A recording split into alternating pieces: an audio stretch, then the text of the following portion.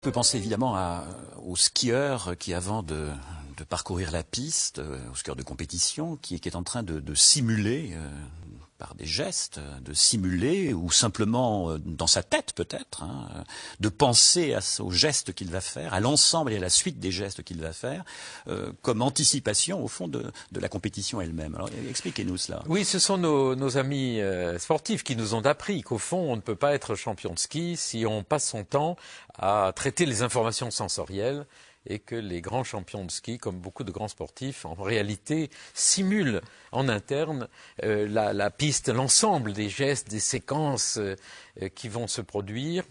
Et ceci nous a intéressés parce qu'au fond, il n'est sans doute pas possible pour le cerveau de traiter en permanence toutes les informations des sens.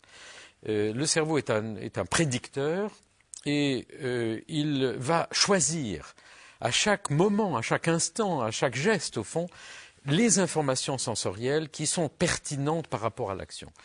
Et on a même été amené à aller un petit peu plus loin en pensant qu'au fond, le cerveau est simplement un comparateur.